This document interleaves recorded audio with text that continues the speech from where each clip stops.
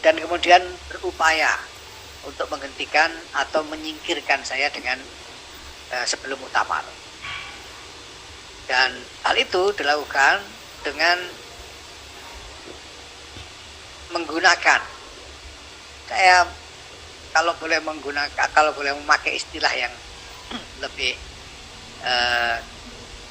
tandas, dengan manipulasi posisi Suriah dalam hal ini Rais Am untuk membuat keputusan sepihak memberhentikan ketua umum. Tadi malam, mulai sore sampai malam dilakukan pertemuan Suriah, dan di situ dibicarakan kehendak untuk memberhentikan saya. Bahkan sejak di awal pertemuan sudah dinyatakan bahwa ada keinginan untuk memberhentikan saya, dan kemudian dibuat narasi-narasi untuk menjustifikasi kehendak itu dengan tanpa memberikan kesempatan kepada saya untuk memberikan klarifikasi terbuka. Jika seperti saya katakan tadi, keputusannya adalah keputusan sepihak oleh Suriah, dalam hari ini Rais Am.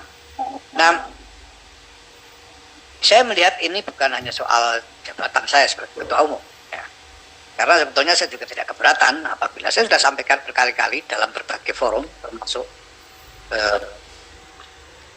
di forum-forum Kombes, di dalam kegiatan-kegiatan resmi organisasi, bahwa saya persilahkan siapa saja yang ingin maju sebagai calon ketua umum, dan saya persilahkan kepada baik PWNU maupun PCNU untuk menimang-nimang calon atau kandidat yang diinginkan yang lebih baik dari saya. Tentu itu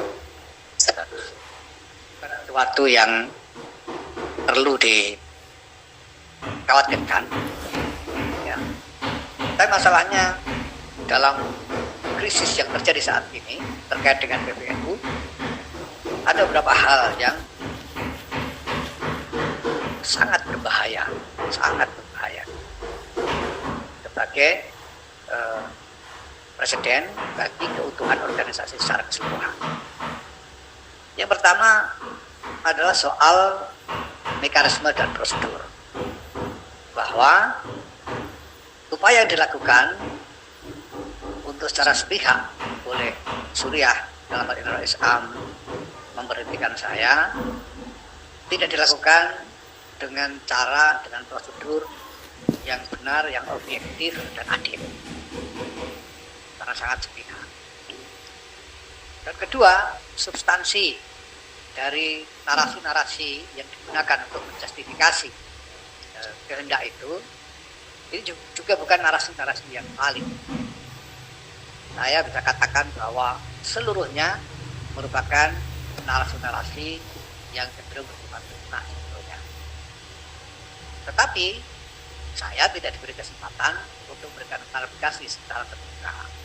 Padahal di dalam ADRT dan peraturan perkumpulan yang telah kita sepakati dan kita sahkan, seseorang bisa diberhentikan secara tidak hormat.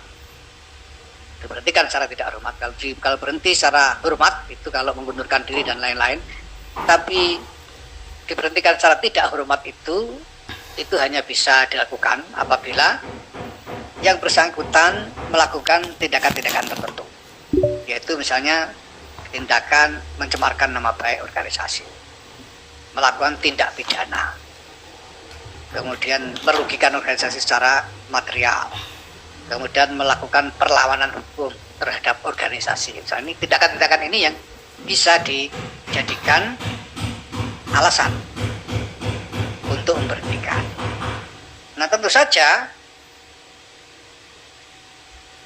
bahwa agar alasan-alasan itu sah, maka harus dibuktikan bahwa tindakan-tindakan itu memang sungguh dilakukan oleh yang bersangkutan. Maka satu proses pembuktian yang benar, objektif juga harus dilakukan. Dan itu berarti juga yang bersangkutan harus diberi hak untuk melakukan klarifikasi secara terbuka, sehingga seluruh pertimbangannya bersifat objektif. Nah, Ini tidak dilakukan.